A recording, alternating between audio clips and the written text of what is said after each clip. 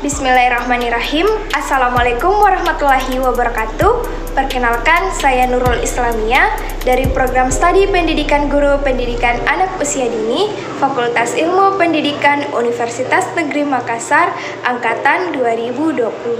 Pada kesempatan kali ini, saya akan menjelaskan tentang plastisitas otak. Bagian pertama, otak tergantung kita. Istilah plastisitas otak dalam neuroscience adalah neuroplasticity. Plastisitas atau plastisi berasal dari bahasa Yunani, yaitu plastikos yang berarti to form atau membentuk.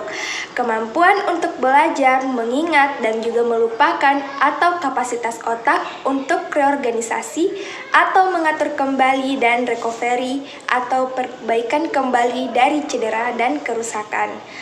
Menurut seri tahun 2019, plastisitas otak juga dikenal sebagai neuroplastisitas, adalah istilah yang mengacu pada kemampuan otak untuk berubah dan beradaptasi sebagai hasil dari pengalaman ketika orang mengatakan bahwa otak memiliki plastisitas. Mereka tidak menyarankan bahwa otak mirip dengan plastis. Neuro mengacu pada neuron, sel-sel saraf yang merupakan blok bangunan otak dan sistem saraf, dan plastisitas mengacu pada kelenturan otak. Sementara Shaw pada tahun 2001 merujuk pada kemampuan otak untuk mengatur kembali dirinya sendiri dengan membentuk koneksi saraf baru sepanjang hidup. Neuroplastisitas memungkinkan neuron atau sel saraf di otak untuk mengompensasi cedera dan penyakit dan untuk menyesuaikan aktivitas mereka dalam menanggapi situasi baru atau perubahan lingkungan. Dengan demikian, beberapa asumsi yang dapat disimpulkan tentang plastisitas otak adalah yang pertama, kemampuan otak melakukan reorganisasi dalam bentuk adanya interkoneksi baru pada saraf. Plastisitas merupakan sifat yang menunjukkan kapasitas otak untuk berubah dan beradaptasi terhadap kebutuhan fungsional. Secara fisiologis, plastisitas otak atau neuroplasticity adalah kemampuan otak melakukan reorganisasi dalam bentuk adanya interkoneksi baru pada saraf. Yang kedua, kemampuan otak untuk mengorganisasi dirinya sendiri dengan pembentukan hubungan saraf baru dalam seluruh pertumbuhan. Neuroplasticity mengizinkan neuron atau sel saraf dalam otak untuk mengganti selama luka dan sakit dan untuk melengkapi aktivitas mereka dalam menanggapi situasi baru. Yang ketiga, kemampuan otak yang sangat penting, yang melingkupi berbagai kapabilitas otak, termasuk kemampuan untuk beradaptasi terhadap perubahan lingkungan dan penyimpanan memori dalam proses belajar. Karena itu, anak-anak bisa belajar lebih cepat daripada orang dewasa, termasuk diantaranya menguasai bahasa asing di usia muda, penguasaan alat musik, bermain bola, bahkan pemulihan dari cedera otak yang lebih cepat. Yang keempat, kemampuan otak untuk berubah, melakukan remodeling dan reorganisasi dengan tujuan untuk mengembangkan kemampuan yang lebih baik untuk beradaptasi terhadap situasi-situasi baru melalui reorganisasi neuron, baik yang terjadi secara struktural atau mengacu pada kekuatan neuron dan sinapsis, dan fungsional atau melalui pembelajaran dan perubahan memori, baik yang dilakukan melalui migrasi neuron atau proses neurogenesis. Bagian kedua, sejarah plastisitas otak. Istilah neuroplastisitas pertama kali digunakan oleh ahli saraf Polandia, yaitu Jerzy Konopski pada tahun 1948 untuk menggambarkan perubahan yang diamati dalam struktur saraf atau neuron adalah sel saraf yang membentuk otak kita. Meskipun itu tidak banyak digunakan sampai 1960-an, namun idenya dikembangkan lebih jauh lagi oleh Demarin, Morovic, dan Bene pada tahun 2014. Bapak Neuroscience Santiago Ramon Y. Cajal berbicara tentang plastisitas neuron. Pada awal 1900-an, Cajal mengakui bahwa berbeda dengan kepercayaan saat itu, otak memang bisa berubah setelah seseorang mencapai usia dewasa. Hingga 1960-an, para peneliti percaya bahwa perubahan di otak hanya bisa terjadi selama masa bayi dan masa kanak-kanak. Pada awal masa dewasa, diyakini bahwa struktur fisik otak sebagian besar permanen. Herman Dechke dalam Cherry tahun 2019 mengemukakan bahwa keyakinan bahwa otak tidak mampu melakukan perubahan terutama berasal dari 3 sumber utama, termasuk yang pertama, keyakinan kuno bahwa otak itu seperti mesin yang luar biasa, mampu melakukan hal-hal menakjubkan namun tidak mampu tumbuh dan berubah. Yang kedua, ketidakmampuan untuk benar-benar mengamati aktivitas mikroskopis otak.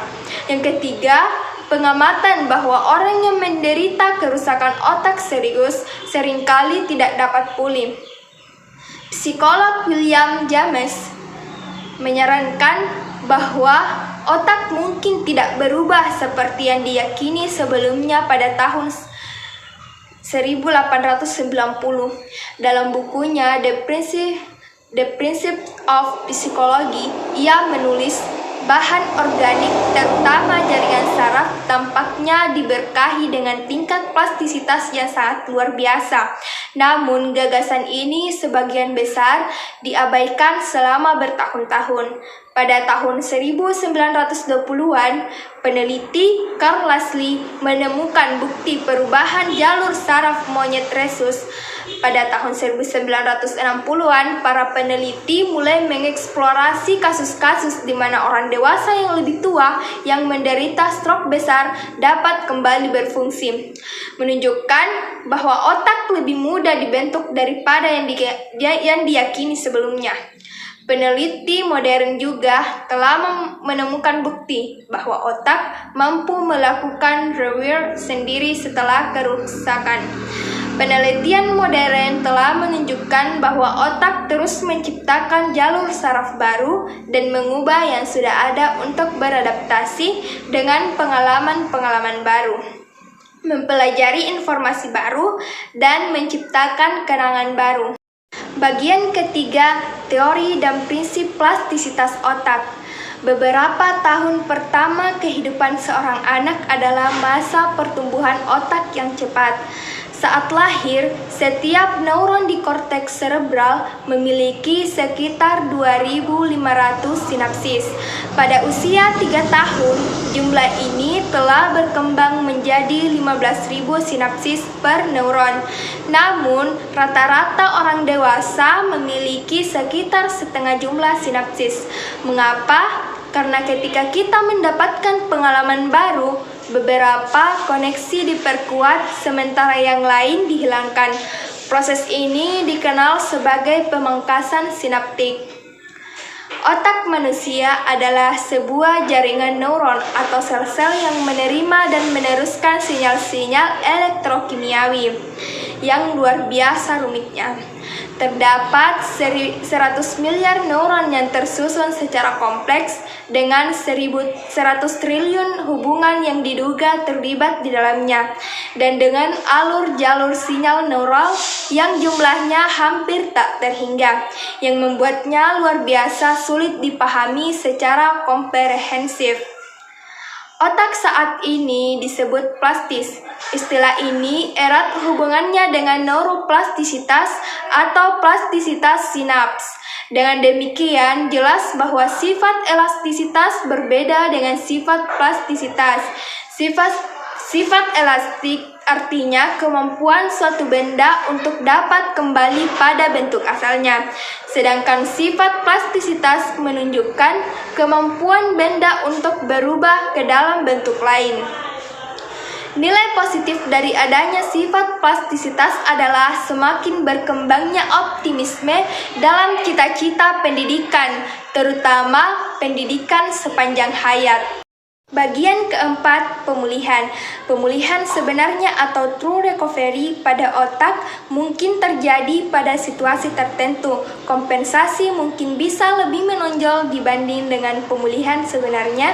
Bila kompensasi dikedepankan, maka pemulihan sebenarnya tidak akan terjadi. Pasien harus tahu kapan mengembangkan pemulihan sebenarnya atau kompensasi. Karena pemulihan sebenarnya memungkinkan gerakan fungsional yang efektif dan efisien walaupun akan terjadi kelambatan kemajuan gerak fungsional. Proses pembelajaran dan latihan dini lebih efektif daripada intervensi yang terlambat. Semakin intens latihan menghasilkan outcome yang lebih baik, semakin spesifik jenis latihan, semakin baik hasil fungsionalnya. Pemulihan maksimal terjadi pada masa-masa awal, tetapi pemulihan dapat terus berlangsung hingga beberapa tahun atau jangka panjang. Studi pada otak hewan, latihan motorik memperkuat hubungan neuron yang ada dan menciptakan hubungan yang baru. Pada manusia, latihan motorik menghasilkan perubahan fungsional di dalam otak. Nah, itulah tadi yang dapat saya jelaskan mengenai plastisitas otak. Kurang dan lebihnya mohon dimaafkan. Wabillahi taufiq wal hidayah. Wassalamualaikum warahmatullahi wabarakatuh.